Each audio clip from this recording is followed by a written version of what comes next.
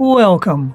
In this series of short videos, we will look at topics common to both the PowerBasic console and Windows compilers. Today we will look again at using random access files in your applications.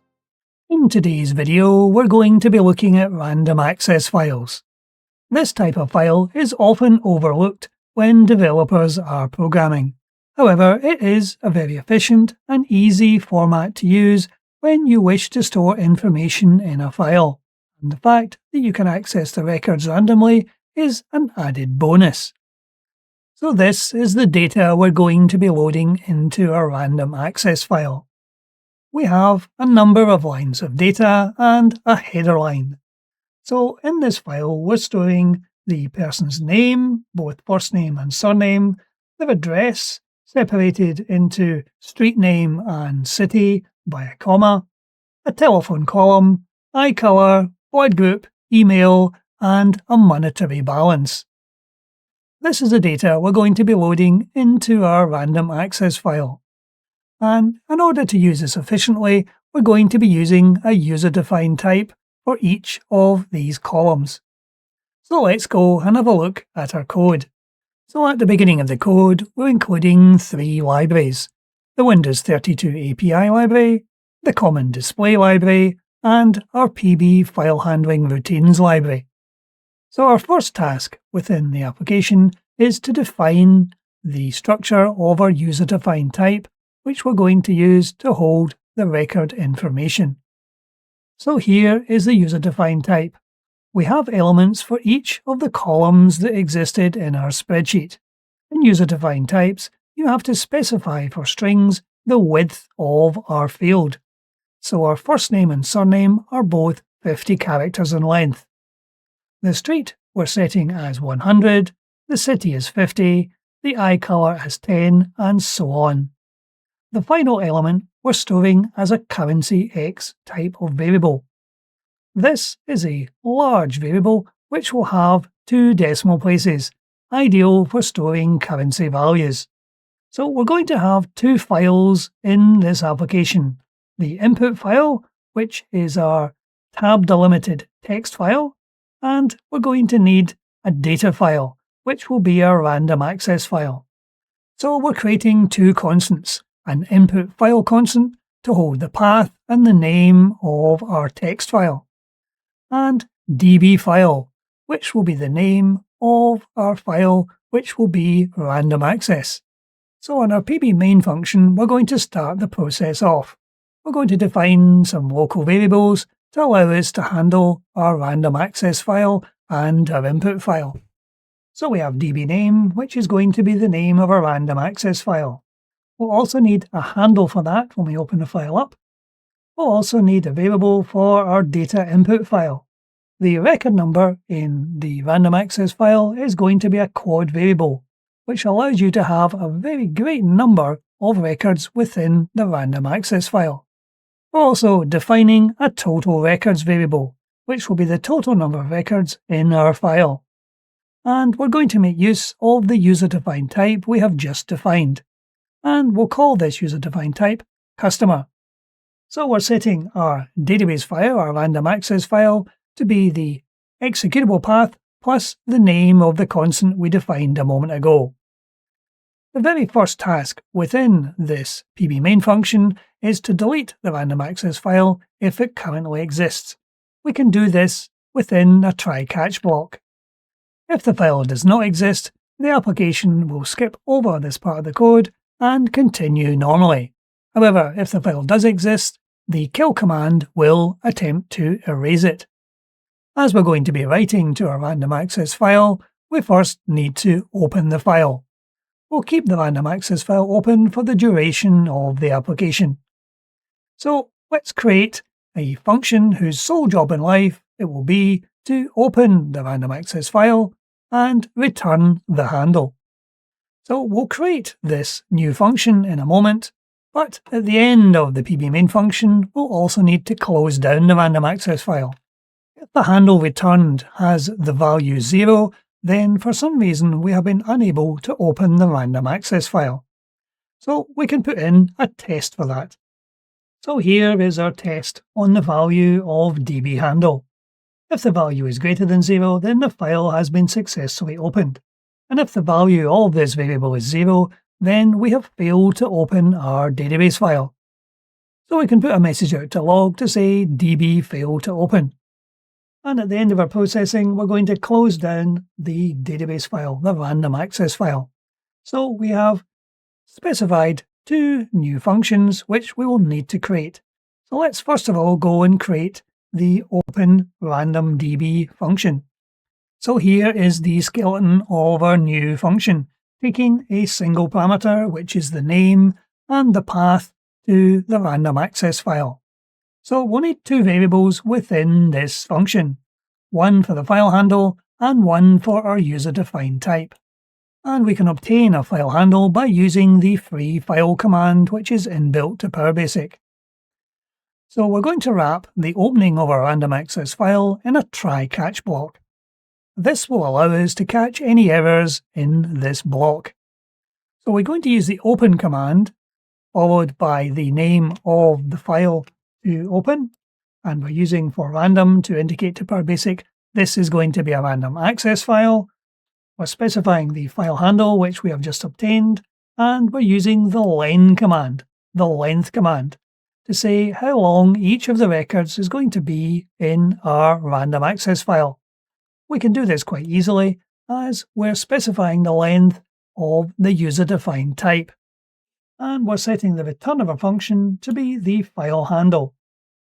So that's our function for opening our random database. So next we're going to create a very simple function with only 1 line of code in it to close down this random access file, just using the close command. It may seem overkill to have a function with only 1 functional line of code in it, but there may well be other things when you're closing databases down that you have to do. So if you get yourself into the habit of always creating a function to perform a close, it makes your code much more readable and easier to maintain.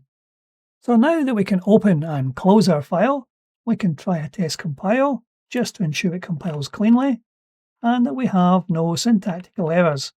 So now that we've opened our random access file, we want to populate it with the information that exists in the text file. So we will create a new function called PopulateDB, and this new function will take 2 parameters, the first being the database handle of the random access file, and the variable containing the name and path to our input file. So let's go and create our populate database. So here is the skeleton of our populate database function, with its 2 parameters, the handle and the input file.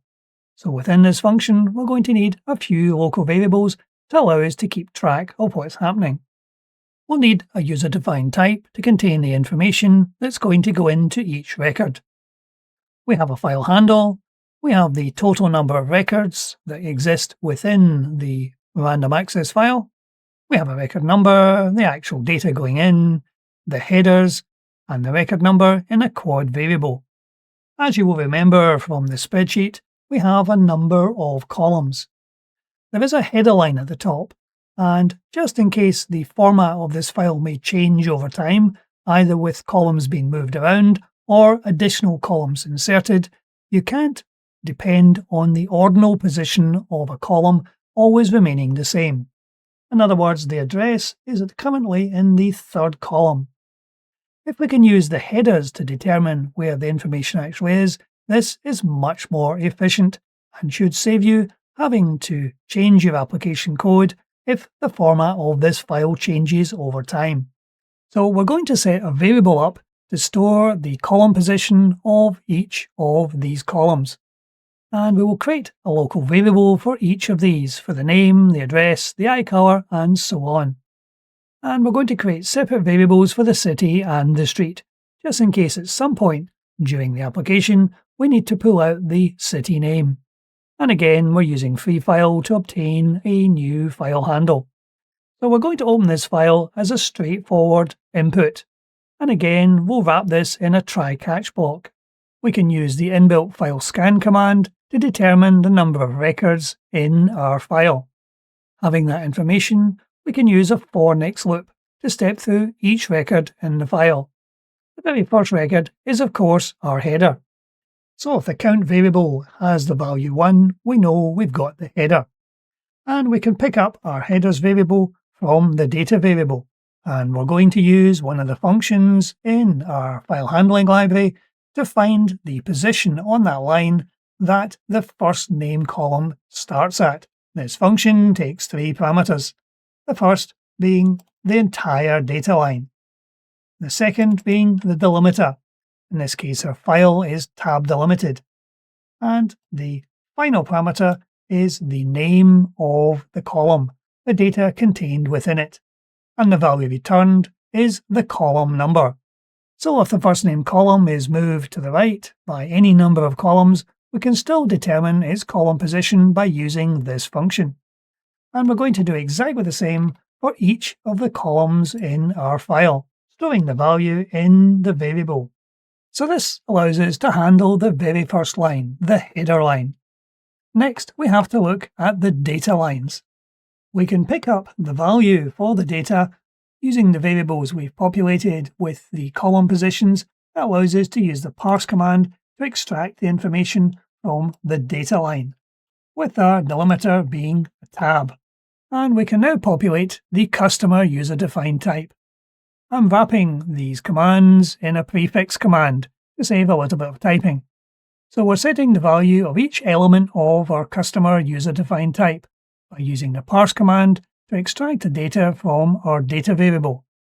And after this is completed, we have populated the user-defined type and can now attempt to save the user-defined type to our random access file. We can do this quite easily by incrementing the record pointer, which started off as 0 and is now record 1, and the put command can put this user-defined type straight out to our random access file. And we will continue this for each record within our tab delimited text file. And if we get to the end without any errors, we can return the value true. Should any error occur during the processing, we can return false, and at the end of the file, we can close the file handle back down. Now that we have populated our random access file, we want to work out how many records are actually sitting within it. So we're going to create another new function called getDBRecordCount, taking a single parameter, which is the handle of the database. And we will print out the value returned to our log. So let's create that new function. This is going to be quite a straightforward function. We're defining a local variable called customer as a user-defined type. We're creating another variable called size as a quad, and we're using size equals the length of file. This is an inbuilt function to PowerBasic, which takes a single parameter, in this case the handle of the file, and it returns the number of bytes within the file.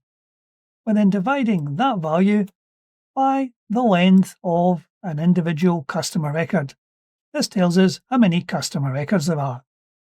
So now that we have that created, let's try running the application and see if our random access file will be created. And we should get the number of records coming back at the end of the processing. And there on our screen is a message to say that 10 records are in the database. So our random access file has been created. And there is the file, and it is 4K in size. If we open that up, so there is our file with all the information stored within it. So what we've achieved so far is we have taken the information sitting within our tab delimited file, imported it into a random access file, and stored it as 10 records. So now that we have the information in the random access file, let's pull information back out of it. So we're going to create a for next loop from the first record to the total number of records. So here is our for next loop. And within that, we're going to call another new function to get a single database record taking 3 parameters: the handle of the random access file, the record we are interested in, and a user-defined type into which the information can be populated. So let's create this new function, getDBRecord. So here is the skeleton of the new function with its 3 parameters. First of all, I'm going to create a local user-defined type we can use to determine whether the record coming back from the random access file is empty or not. And as we've done before, we're going to embed our code within a try-catch block. And here is that code. We're using the get command with the file handle we've had coming in, the record number, and our user-defined type. This will be passed back to the calling function. And we can test to see whether we've got back a totally null record by comparing the empty user-defined type against the one we've just populated from the database. If these two are equal, then we can return false. If this is not the case, then we can return true. And should any error occur during the processing, we're also going to return false. So this should allow us a mechanism by which we can get any record within our random access file. So now that we have the data within the user-defined type, let's print this out to our screen so the user can actually see this record. And we're going to create another function to display a single record. Breaking your application up into a number of smaller functions makes it much easier to extend the functionality of your application and also makes it easier to maintain. So let's now create this new display record function with its 2 parameters. And here is the function. And our first parameter is a quad variable. This is for our record. The second is the user-defined type. So we have 2 local variables, one for the output string we're going to display on screen, and one for the balance. As the last element of our user-defined type is a currency value, we're going to format this slightly in a 10-character field. So we're taking the balance value, we're using the format command to format the output to allow us to show 2 decimal places and commas if it's a large amount, and we're using the rset command to right justify the information into this 10-character field. This will allow it to display on screen in a pleasing manner. Also in the output variable is the record number, the customer's first name and surname, and we're using the inbuilt shrink command to trim off any embedded spaces. As the first name and surname are stored in fixed width fields, there could well be spaces at the end of the text, and we want to lose these. And once we have that variable populated, we're outputting it to the screen. So if we try running the application now, we can have our first view of the data coming back out of that random access file. We have the record number, the person's name, first and surname, the person's email address, and right justified is the balance held in that balance element. So now that we have the information in the random access file and can display it quite easily on screen, can we make some amendments? For example, you may need to change the name of members of staff. So we're going to change record 9. So if we go back to the PB main function, after we've displayed all the data, we're going to do an amendment to record 9. So we're going to display the word amendments. We're going to set the record number to be record number 9. We're going to get the DB record using our existing function. And we're going to display that individual record, again using the function we've already created. So how do we go to update the record? How do we save it back to the database? So let's print a message out on our log, and we will populate the element of the customer UDT for first name. So we're setting the first name to be the word Samantha. And we'll now need a mechanism by which we can save this individual database record back to the random access file. So we'll create a new function called saveDBRecord to allow us to save a single record. And we'll give this new function 3 variables, the handle of the random access file, the record number, and the user-defined type containing the data we wish to update. We'll create this new function in a moment, but on the assumption that it does actually return true, we want to print the details out of this record to prove it has been updated. So again, we'll call our function we have just created to perform that. And if for some reason we cannot save to the file, we'll display a message to say we could not update. So let's now go and create this new function, save db record. So here is our new function taking its 3 parameters. Again, this is a fairly simple one.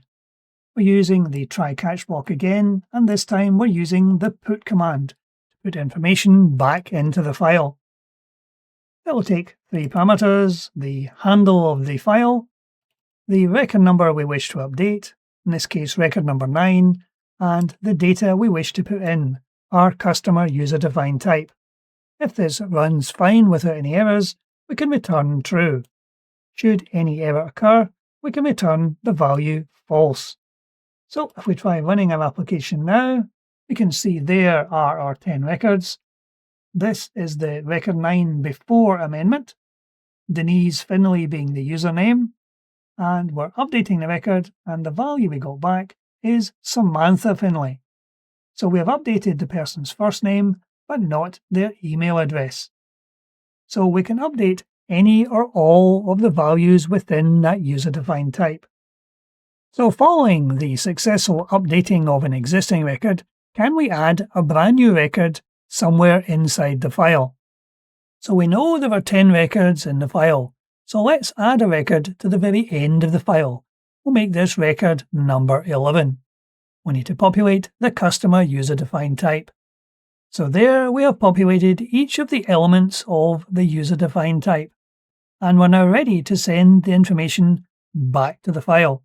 So again, we can use the function we have just created to save the database record. And having saved the record, if this returns true, we know it's been successfully saved. If it returns false, we'll know it has not. So let's put an else condition in.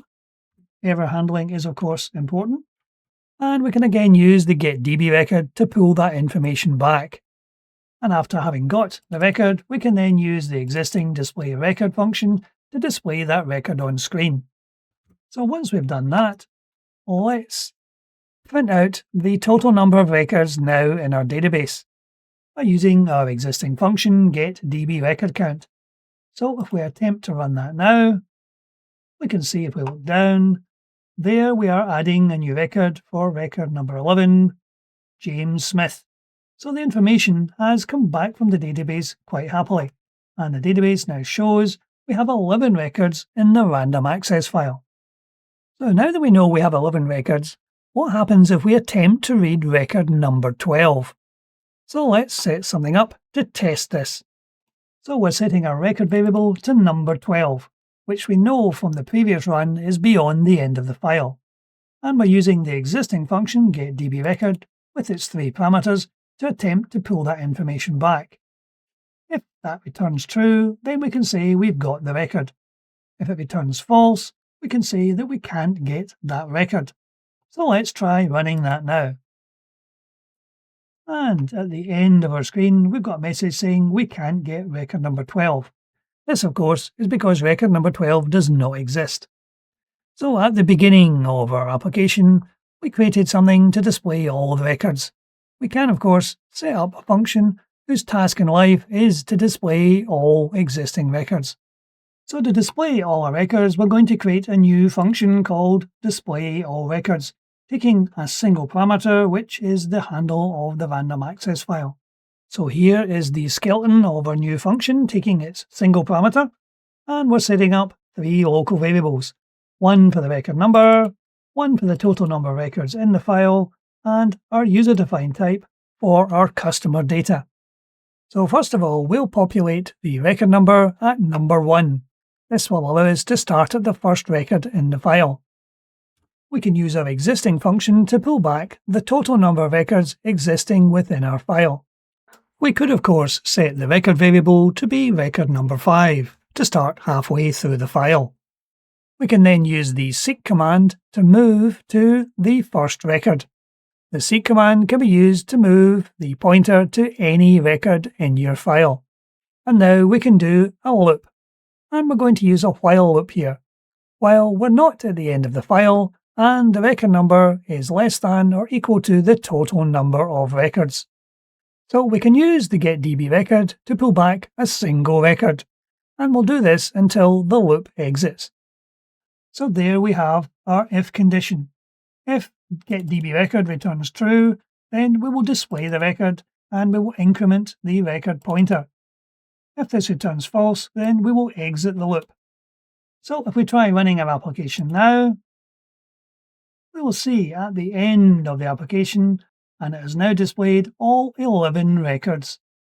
So in summary, what we've achieved today is we have taken a tab delimited text file with information in a number of columns, and we have imported that to a random access file using a customer user-defined type to contain data on each of the elements of a single record.